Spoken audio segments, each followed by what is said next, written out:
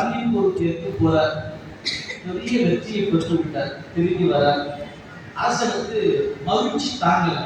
அமைச்சரே, நம் சேனாபதி எவ்வளவு பெரிய வெற்றியை கொண்டு வந்து கொடுத்திருக்கிறார் பார்த்தையா அப்படின்னாரு. அமைச்சர் சொன்னாரு, மன்னா, அவர் ஒரு சிறந்த சிவனடியார், எனவே அவருக்கு எதிரி இந்த உலகத்தில் ஒருவரும் இல்லைன்னா. கேட்ட மன்னன் அதிர்ச்சி. என்ன சிவனடியாரா? நான் இவ்வளவு நாட்களாக சிவனடியாரையா போர்க்களத்துக்கு அனுப்பி கொண்டிருந்தேன். இனி என்னால் இயலாது. பரஞ்சோதியாரே, இன்று முதல் உன்னை நான் இந்த பொறுப்புக்கு விடுவிக்கின்றேன். தேவையான நிலங்களை பெற்றுக்கொள், செல்வத்தை பெற்றுக்கொள், நீ தொண்டு செய்ய அனுப்பிச்சிட்டார். அவரு, இல்லமன்னா, என் பரம்பரையை இந்த நாட்டுக்கு பணி செய்திருக்கிறது. நான் போர்க்களத்தின் மரபன், போர் செய்வது எனது தொழில், நீங்கள் அனுமதிக்க வேண்டும். அப்படி பரஞ்சோதியை வணங்கி கேட்கிறார். முடியாது, சிவனடியாரை நான் என் கீழ் வேலைக்கு வைத்திருக்க இயலாது. உன்னை நான் போர் தொழிலுக்கு அனுப்ப மாட்டேன். நீ இதுவரைக்கும் சென்றது போதும், நீ சென்று தொண்டு செய்ய அனுப்பிச்சிட்டார். நேரா செங்காட்டகுடிக்கு வந்துட்டார். வந்தவர் என்ன பண்ணாரு, அந்த ஊர்ல இருந்துட்டு சிவனடியார்களுக்கு உணவு கொடுத்த பிறகுதான் தான் சாப்பிடுவது என்ற கொள்கையாக வாழ்ந்தார். அவருக்கு ஒரு அருமையான மனைவி அமைந்தார். வெங்காட்டு நங்கை அம்மா பேர். அந்த இல்லற வாழ்க்கையில ஒரு சிறந்த பணியாளராக ஒரு பெண் கிடைச்சாங்க. சந்தன தாதியா என்னும் தாதியா.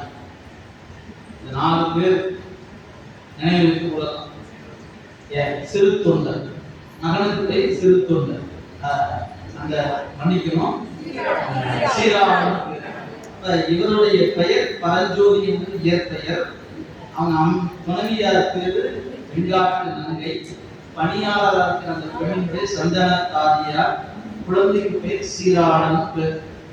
இந்த வாழ்க்கையில இவர் சிவனடியாருக்கு கொடுத்துட்டு அப்புறம் தான் சாப்பிடுவார். இத கைலாயத்தில் இருக்கிற பெருமான் என்ன பண்ணாரு, நம்ம அன்பன் பாத்தியார் எப்படி அன்பு செலுத்தி கொண்டிருக்கிறார் அப்படின்னு நினைச்ச பெருமான் என்ன பண்றாரு, இந்த அன்பருடைய அன்பு உலகத்துக்கு காட்டணும்னு நினைச்சான். மறந்துடக்கூடாதுங்க, சிறு தொண்டர் நாயனாரை சோதிப்பதற்காக கையில இருந்து பெருமான் வரவில்லை.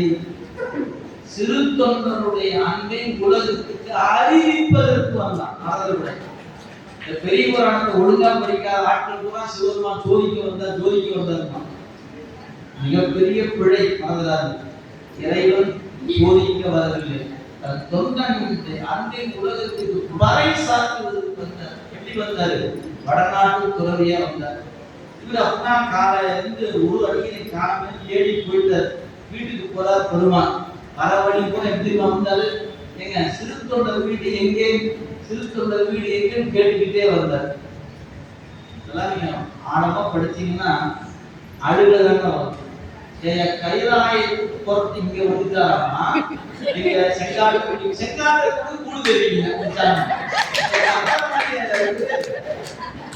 நீங்க நினைச்சு பாருங்க, கைலாயத்திலிருந்து வடநாட்டு உதவி செங்காட்டுக்கு அந்த ஸ்டேட் கல்விட்டு வந்தாராமா, இங்க சிறுத்தொண்டர் வீடு தெரியாத வந்த சாமிக்கு ஏய கேட்டார். அவருக்கு ஆசைங்க, சிறுத்தொண்டர் சிறுத்தொண்டர் சிறுத்தொண்டர். அப்பா திருத்தொண்டர் வீடு எங்கே, திருத்தொண்டர் எதிர்பட்டவங்க கேட்டுக்கிட்டே அந்த பேரை சொல்லணும்னு அந்த சாமிக்கு அவளுக்கு வந்து ஆசைங்க.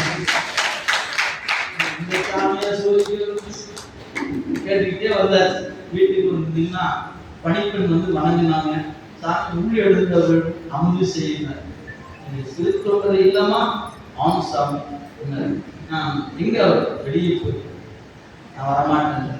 ஒரே நிமிடம் தான் இந்த பெண் ஓடி போய் வெண்காட்டு நங்கையிட்ட போய் சொன்னாங்க. அவங்க திரும்பி வேகமா வந்து விழுந்து பணிந்து, சுவாமி, என் கணவர் அடியவரை தேடி நான் போயிருக்கிறார், உங்களை பார்த்தா ரொம்ப மகிழ்ச்சி அடைந்தார், உள்ள எழுந்து அருள வேண்டும் சொன்னாரு.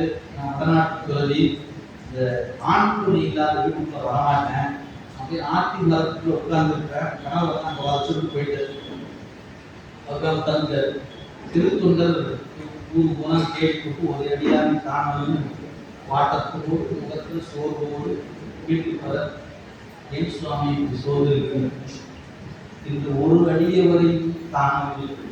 அவன் ஏக்கத்தோடு சொல்றார். அவ சொன்னாங்க, சாமி உங்களை தேடி ஒரு அடியா இருந்தார். என்ன அடியா இருந்தாரா, எங்க எங்க அப்படின்னு நான் சொன்னேன், அவருக்கு சொல்லிட்டாரு, உங்களுக்காகத்தான் ஆத்தி மரத்துக்கு காத்திருக்கு. அடுத்த வினாடி ஓடுனர், ஓடிட்டார். போய் சேனாபதி ஒரு 6 அடி மேல இருக்கிற உயரம் மேல நீட்டி விழுந்துட்டு அப்படியே குறுகி ஒரு 3 அடிக்கு வணங்கி நிற்கிறார். பார்த்து நான் பார்க்கிறேன், என்ன நீதான் அந்த பெரிய சிறுத்தந்தரோ, நீதான் அந்த பெரிய சிறுத்தந்தரோ அப்படின்னாரு. சொன்னாரு, சாமி அடியவரை கண்டால் வணங்கி நிற்பது நான், தொண்டர்கள் அவராக அழைப்பார்கள் சொல்றேன். ஆமா, நான் சிறுத்தொண்டன் சொல்லல, சிவனடியாக அழைப்பார்கள் சொல்றேன். திருவடிக்கு விண்ணப்பம் என்னது? அடியனுடைய இல்லத்தை தாங்கள் அமுது செய்ய வேண்டும். எனக்கு சோறு போடுறதுனால முடியாது, இப்போ நான் பார்க்க நினைச்சேன், பார்த்துட்டு நீ போன்ற பெருமானே நீ சொல்லாது, எப்படியாவது அமுது செய்யணும். நான் திரும்ப சொல்றேன், 6 மாதத்துக்கு ஒரு முறை சாப்பிடாது, அது இன்னைக்கு சரியா? அது மட்டும் இல்லை, நான் நரமாமிசம் சாப்பிட்ற ஆடு உன்னால கொடுக்க முடியாது. இல்லை, எங்க ஆடு இருக்குது, பசு இருக்குது, எருமை இருக்குது, எது வேணாலும் செஞ்சு கொடுக்குறாங்க. நீ நினைக்கிற அந்த பசுல எனக்கு வேண்டாம், நான் மனிதனை சாப்பிடாது. 5 வயசு குழந்தையா இருக்கும், வீட்டுக்கு ஒரு குழந்தையா இருக்கும், ஊனம் இல்லாம இருக்கும், புரியுதா? அதுக்கப்புறம் தாய் தந்தை இருவரும் பிடித்து அறிந்து கொடுக்கணும், அந்த உணவை சாப்பிடுவேன். சரி சரி சரி, எல்லாத்தையும் தெரிவித்தார். சாமி அமுது செய்து விட்டு விரைந்து உங்களை அழைக்க வருகிறது. ஓடி வந்து வீட்டுக்கு வந்தா மனைவி பார்க்கிறாரு, இவர் மலர்ந்த முகத்தோடு வாடி வந்தார்லவா, மலர்ந்த முகத்தோடு போய் நின்று வெங்காட்டு நங்கையை பார்த்து சொல்கிறார், அடியோட உள்ளத்துக்கு அமுது செய்வதற்கு உடன்பட்டு விட்டார். எல்லாம் உண்மையில் இருக்குது. என்ன சுவாமி சொல்றீங்க? இல்ல, இது போல காசு கொடுத்தா குழந்தை கொடுக்கிறது உண்டு, ஆனால் தாயும் தந்தையும் பிடித்து அறிந்து கொடுக்க வேண்டும் அவர் கேட்டிருக்கிறாரு. எனவே நீ சரி என்றால் நம் குழந்தையை அறிந்து உணவு கொடுக்கலாமா அப்படின்னு கேட்டார். நாமலாம் என்ன கொஞ்சம் பாவி மனுஷா, கட்டதுக்கு பாவி என்னையா பேசுற, கொஞ்சம் கூட இறக்கவே இல்லையா அவனுக்கு, உன்னோட வாழ்ந்தது போது இப்பவே எங்க அப்பா வீட்டுக்கு போறது. சிறு தொண்டர் மனைவி நாம இருப்போம், இந்த பாவி கல்யாணம் பண்ணி பேசாம எப்பவே கிளம்புறது ஒண்ணுமே சொல்லல. பார்த்தாங்க, மாடி போனது மலர்ந்து நிற்கிறார். இப்ப இந்த அடியாருக்கு உணவு கொடுக்கிறது இவருக்கு இருக்கிற ஆர்வத்துக்கு நாம் என்ன, சரி நீங்க அழைத்து வாழ்ந்து ஒரு நாள் பள்ளிக்கு கூட்டு வந்தாச்சு, குளிப்பாட்டியாச்சு, அறியணும். அறிய நேரம் ஒரு ஆசை கொள்ள ஆசை குழந்தைய அதுதான் சிரிக்கிற பார்த்து அள்ளி முத்தம் கொடுக்கணும் போல தோணுச்சான். முத்தம் கொடுத்தா எச்சிப்பட்டு விடுது கருதி முத்தம் கூட கொடுக்கும். அம்மா பிடிச்சாச்சு, அம்மா அறியறாங்க. 2 பேர் கண்ணிலையும் அழுகை வரக்கூடாது, உவகை இருக்கும். நீங்க சாத்தியமான சாத்தியமாயிருச்சாங்க. விரிவு பெரிய புராணம் ஏன் எப்போ ஒரு இடம் வருமா இல்லையா, அது சத்தம் வச்சிரும். சரி, அந்த சமைச்சு வச்சாச்சு. போனாரு, வணங்கி கூட்டிட்டு வந்தார். அந்த உணவு பரிமாறாங்க. எல்லாம் சமைத்து இருக்கிறீரா? ஆம் சுவாமி, எல்லாம் சமைத்து வைத்திருக்கிறோம். தலைக்கை மட்டும் ஆகாது என்று ஒதுக்கி வச்சுக்கொள்ள, அதுவும் நான் உண்றது. சோ கடவுளே, என்னையாது இதையும் சாப்பிடன்னு சொல்றாரு அப்படின்னு ஒரு புத்தகம் கலங்கி போறார். ஒருவேளை கோச்சுட்டு போயிட்டாலும், பையனும் போயிட்டான், அவரும் போயிட்டாரு. எப்படி நினைச்சுப்பாரு. அப்பதான் அந்த படிப்பு சந்தன தாலியா என்ற படிப்பு சொல்லி சொன்னார். சுவாமி, ஒருவேளை அவர் தலைக்கரையும் கேட்கக்கூடும் என்று கருதி அதுவும் சமைத்து வைத்திருக்கிறோம். அதுதாங்க வந்துருச்சு. சிவசிவா சிவசிவா விட்டாமா வாங்கி எல்லாம் எங்களை பரிமாறியாச்சு. இப்போ விட்டாரா சாமி? என்ன சொன்னாரு, தனித்து சாப்பிட்டு எனக்கு பழக்கம் இல்லை, பெரிய போய் யாராவது அடியார் கூட்டிட்டு வாங்க. நாமளா இருந்தா ஐயோ வெளியில தேடி 6 இருந்தாங்க உணவு சாப்பிய கம்பெனி அப்படி கடுப்பாய். இப்ப நாம உண்மையை சொல்லல, என் அடியார் சொல்லிட்டு தேடி வாய் கூட்டிட்டு வந்தாரு. போனாரு. பார்த்தாரு, ஒருத்தரையும் காணோம். திருப்பி வந்தார், மீண்டும் வணங்கினார். சுவாமி, தேடி பார்த்தேன், அடியவர் ஒருவரையும் காணல. சிவனடியாரை திருநீர் பூசுறத பார்த்து பார்த்து நான் பூசுற ஆள். நான் சிவனடியாரா இல்ல, சிவனடியார் பூசுவதை பார்த்து பார்த்து பூசுகிறேன். அதனால என்ன நீங்க சிவனடியாரும் கருதுனீங்கன்னா நான் பக்கத்துல உட்காந்து எப்படி இருக்குன்னு நினைச்சு பாருங்க. நெஞ்சு வெடிச்சு போயிடும். வந்துடாதீங்க, நான் சும்மா போற போது சொல்லிட்டு போறேன். அந்த இடத்துல நின்று பாத்தீங்கன்னா தான் தெரியும். தன் பிள்ளையை சமைத்து வைத்திருக்கிறாங்க. இவர் சொல்றாரு, நான் பக்கத்துல உட்கார்ந்துட்டுமா சாமி? அதுதான் உன்ன போல பெரிய பூசி யாரு உட்காருங்க. நிலையை போட்டாச்சு, சரி பார்த்து அங்க வெயினாச்சு, எடுத்து வச்சாச்சு. அடுத்து என்ன சொல்ல போவான்னு தெரியல. சிறுத்தொண்ட நாயனார் பார்த்தாரு, இவர் ஏதாவது சொல்றதுல நாம கையில சாப்பாடுல கையை வச்சுலாம் போய் சாப்பாட்டுல கையை வச்சாரு பாருங்க. தப்பு முடிச்சாரு. பார்த்தாரு, 6 மாதத்துக்கு ஒரு முறை மூலத்துக்கு நானே இன்னும் சாப்பிடுறேன், நீ என்ன அதுக்கு அவசரப்படுற? அடக்கடவுளே அப்படின்னு அது போயிருவா இல்லையா? சோத்துல கையை வச்சா யாராவது தருப்பாங்க ஐயா? ஆனா வந்த பைரவ கோலத்துல வந்து சாமி கையை கூட்டி நிறுத்திட்டாரு.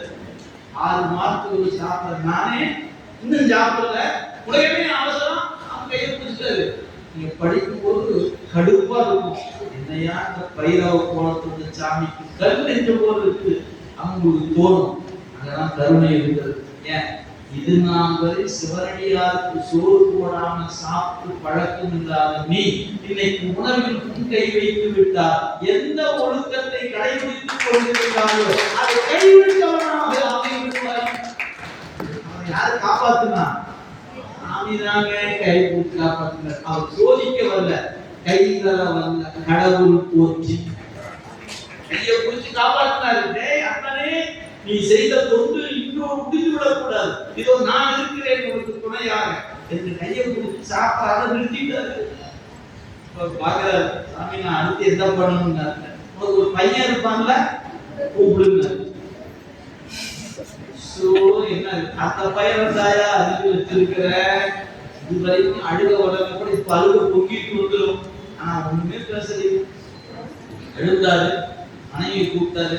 2 பேரும் போய் சீராரா வருக, அடியவர் குழந்தை இருந்து அமுது உண்ண அழைக்கிறார், மகனே வருக என்று 2 பேரும் கூப்பிட்டாங்க. பள்ளிக்கூடத்துக்கு ஒடியாத ஒரு குழந்தை போல அந்த சீரார் ஓடி வருகிறான். அதிர்ச்சி அவங்களுக்கு. திரும்பி பார்த்தா வான்வெளியில சுமையம்மையோடு முருகப்பெருமானோடு காட்சி கொடுத்தார்கள். நாயன்மார்கள் இல்ல, முருகப்பெருமானோடு காட்சி கொடுத்த ஒரே ஒரு அடியவர் சிறுத்தொண்ட நாயனார். புராணம் என்ன சொல்லுது தெரியுமா உங்களுக்கு? ஒரு ஆளா பணி செஞ்சீங்கன்னா சாமி ஒரு ஆளா காட்சி கொடுப்பாரு. 2 பேரா பணி செஞ்சீங்கன்னா 2 பேரா காட்சி கொடுப்பாரு. குடும்பமா பணி செஞ்சா குடும்பமா காட்சி கொடுப்பாரு. இதுதான் புராணத்தில் உட்கடையாக கிடக்கக்கூடிய ஒன்று. எனவே குருநாதனிடத்துல, சிவலிங்கத்திடத்துல, அடியாரிடத்துல நாயன்மார் புராணம் படிச்சு பார்த்தா நம்முடைய பக்தியை பக்தி என்றே சொல்ல இயலாது.